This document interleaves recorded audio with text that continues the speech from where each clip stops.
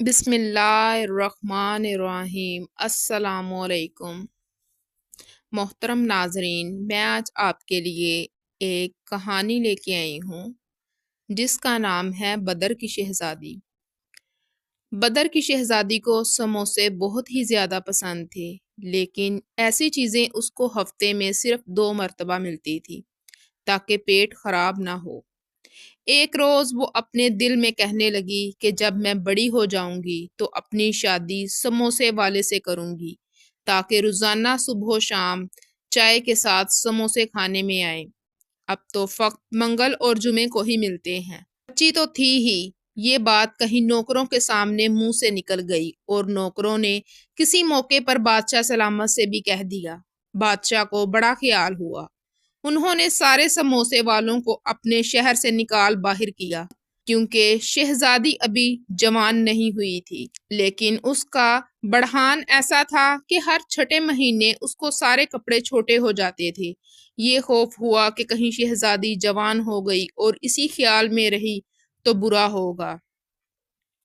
ادھر شہزادی نے جب سنا کہ سارے سموسے والے شہر سے نکال دیے گئے ہیں تو اسے بہت رنج ہوا۔ وہ خوب روئی۔ بچی تھی، رو دو کر بیٹھی رہی، لیکن اس کا جسم بڑی تیزی کے ساتھ بڑھ رہا تھا۔ جتنے کپڑے بنتے دوسرے ہی مہینے تنگ اور چھوٹے ہو جاتے تھے۔ ایک مرتبہ بادشاہ نے اس کے لیے ایک قیمتی پوشاک بنوائی۔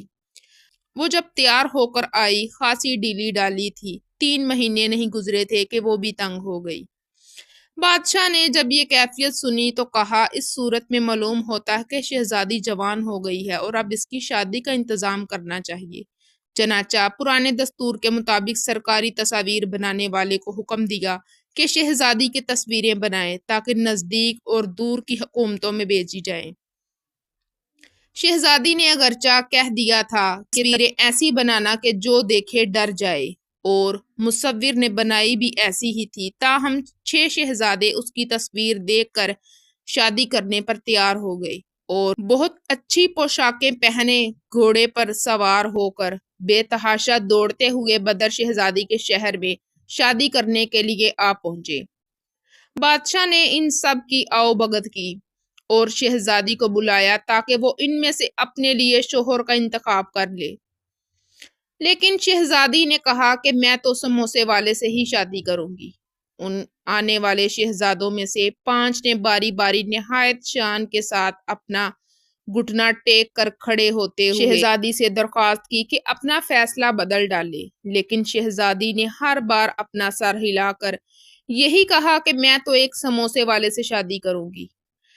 5 شہزادے اپنی اپنی کہہ چکے تو چھٹے شہزادے کا نمبر آیا۔ وہ ان سب میں سے طاقتور اور خوبصورت تھا۔ اس نے بجائے ایک گھٹنا ٹیکنے، شہزادی کی خوشامد کرنے اور یہ کہنے کے کہ آپ اپنا خیال بدل ڈالیں گے اور مجھ سے شادی کر لیں، سیدھا آگے بڑھا، جھک کر سلام کیا اور بولا، آپ سون حلوہ بنا سکتی ہیں؟ شہزادی اس سوال سے ایسی گھبرائی کہ پسینہ آ گیا اور جواب میں یہی کہتے بنا یہی کہہ دیا کہ میں نہیں جانتی، اسی لیے کہ میں نے کبھی نہیں بنایا۔ شہزادہ دوبارہ سلام کر کے، مجھے افسوس ہے کہ میں آپ سے شادی نہیں کر سکتا کیونکہ میں نے قسم کھائی ہے کہ اس سے شادی ہرگز نہیں کروں گا جو سون حلوہ نہیں بنا سکتی، لہٰذا شہزادی صاحبہ خدا حافظ۔ اس سے پہلے کہ شہزادی کچھ جواب دیتی، شہزادہ سلام کر کے باہر نکل اور اپنے گھوڑے پر سوار ہوا، یہ جا وہ جا۔ اس کے بعد دوسرے 5ویں شہزادے بھی مایوسی کے عالم میں اپنے اپنے گھوڑوں پر بیٹھے منہ لٹکائے روانہ ہو گئے۔ بادشاہ نے اپنا تاج اتارا، اس پر پھونک ماری اور پھر اسے ذرا سر پر رکھ کر ارشاد فرمایا، عجیب معاملہ ہے، 6 خاصے خوبصورت شہزادے ایک ہی وقت ایک ٹھوکر سے ٹکرا دیے گئے۔ شہزادی، 6 نہیں 5، آپ شاید بھول گئے ہیں کہ ان میں سے ایک نے تو مجھے ٹکرایا ہے۔ یہ اس کی انتہائی ناشائستگی تھی اور میں اس سے شادی کرنے کا خیال تک نہ کروں گی، خواہ وہ اب دن میں 10 بار آ کر میری کیسی ہی خوشامد کیوں نہ کرے، لیکن ساتھ ہی حیران ہوں کہ سون حلوہ بنتا کس چیز کا ہے۔ بادشاہ، مجھے بالکل نہیں معلوم، باورچی خانے کے داروغہ سے پوچھو۔ باورچی خانے کا داروغہ بلایا گیا۔ شہزادی نے اس سے کہا، سون حلوہ کس چیز سے بنتا ہے؟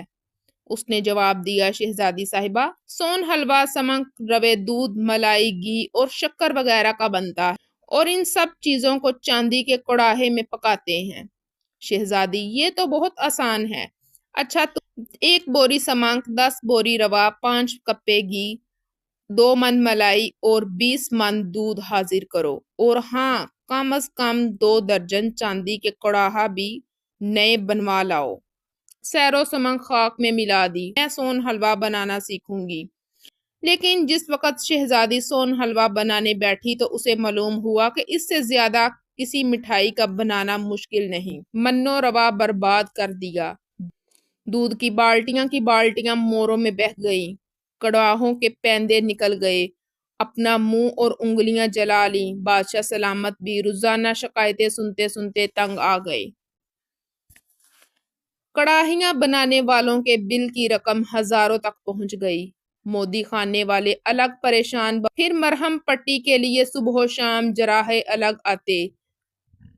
شاہی علمے کا واقعی ناک میں دم تھا، لیکن شہر اور آس پاس کے دیہاتی بچے بے حد خوش تھے۔ وہ روز صبح کو محل میں آتے اور شہزادی انہیں بگڑا اور جلا ہوا سون حلوہ بانٹا کرتی۔ باپ کی ناراضگی اور عملے کی شکایتوں کے باوجود شہزادی اپنی دھن میں لگی رہی، کسی کی پرواہ نہیں کی اور نہایت بہترین مزیدار سون حلوہ بنانے لگی۔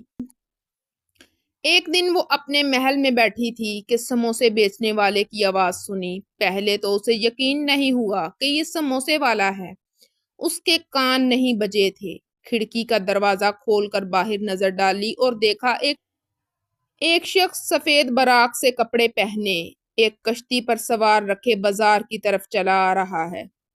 کشتی پر سبز رنگ کا خوان پوش اس طرح پڑا ہے کہ اس کا چہرہ نظر نہیں آتا۔ 10-10، 5-5 قدم پر وہ گھنٹی بجاتا اور آواز لگاتا ہے۔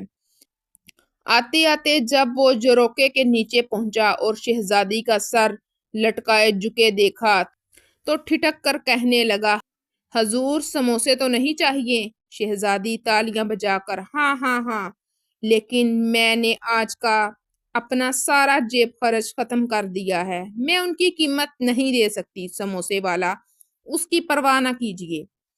اچھا، اولے کا بدلہ کر لو، کیا تم کو سون حلوہ پسند ہے؟ سموسوں کی قیمت میں سون حلوہ لے لو گے، بالکل تازہ اور میرے اپنے ہاتھ کا بنا ہوگا۔ سموسے والا بڑی خوشی سے، سون حلوے پر تو میری جان جاتی ہے شہزادی، تو پھر لے لو، لپکو۔ اس نے سون حلوے کی ایک ٹکیا نیچے سموسے والے کی طرف پھینکی، لیکن ٹکیا کے لپکنے پر کشتی پھسلنے لگی اور جب تک سموسے والا خود سنبھل کر اسے سنبھالے، بہت سے سموسے سڑک پر بکھر گئے۔ شہزادی نے پہلے تو ایک مایوسی کی چیخ ماری، اس کے فوراً ہی بعد حیرت سے چلائی، ارے ہائے، کیا سمجھے، یہ سموسے والے حضرات نہ کوئی باورچی تھے، نہ رکابدار، چھٹے شہزادے بہادر تھے۔